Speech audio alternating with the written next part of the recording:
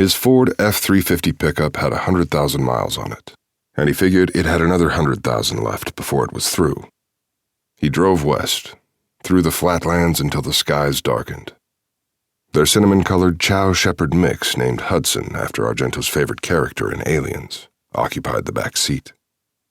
Argento reached back and scratched his head occasionally as they drove. He stopped at a rundown place with a sign that read gas and food. He liked that. Anonymous. Just like him. He ordered coffee and 2 burgers, fed Hudson from a bag of gourmet dog food, and looked at a discarded newspaper as he ate. The Detroit Tigers were languishing in last place. They couldn't get any runs. All slumber, no lumber, the columnist wrote. The front page had an article on a cyber-terrorism group that had hacked into state government mainframes nationwide and stolen social security numbers and building blueprints. Argento didn't know anything about cybercrime and didn't care to. He'd take a meat-and-potatoes violent felony any day. The paper's entertainment section ran a picture of a famous model who was celebrating her 9-month anniversary with her boyfriend. Turning heads in thigh-high boots, the headline said. In the photo, the boyfriend had complicated hair and wore a smirk on his face like he'd won something. Argento tilted his coffee cup toward the picture and let the drops spatter the newsprint until the couple's faces disappeared in a wet blur. After dinner, he drove a few more hours in darkness until he crossed the Missouri state line, finding a roadside motel that looked in his price range. Emily was far from a debutante, but she preferred to stay in places that were 3 stars and up.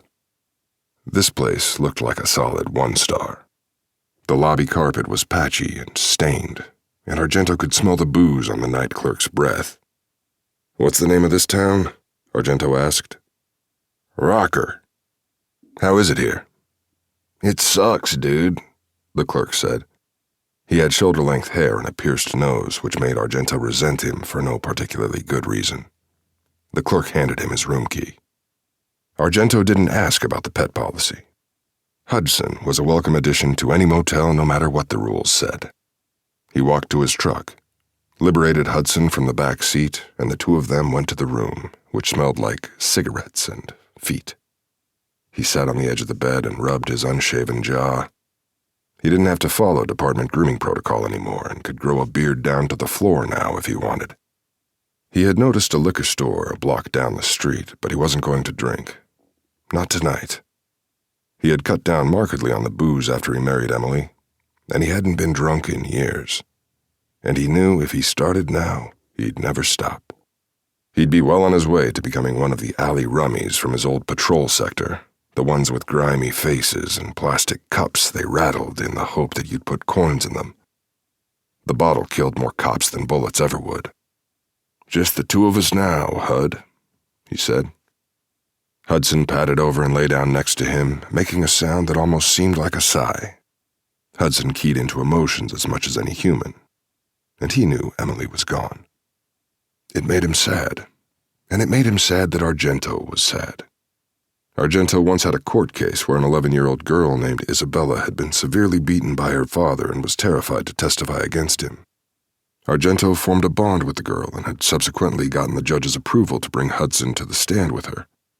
She testified, with a low voice that picked up strength as she went, looking directly at her father, one hand rubbing Hudson's thick cinnamon coat. When it was over, Isabella gave Hudson a kiss and held him tight. "I'm sorry," Argento said. "I miss her too."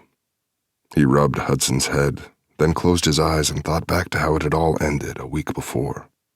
He'd disobeyed a direct order from his sergeant, and it had led to 4 broken bones and 3 concussions. None of the injuries were his, but one of the concussions was Pendleton's, who had reluctantly followed Argento out of the car and promptly taken a glass bottle to the dome. It had also resulted in multiple felony arrests, including the man that assaulted Pendleton. The motorist with the toupee had survived. But the police commission hadn't cared about any of that.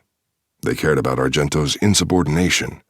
They cared about his recent history of unlawful force complaints, which meant he was on a short leash.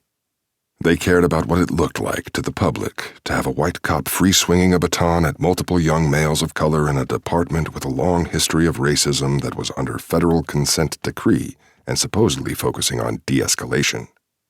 They thought he should have stayed in the car, too,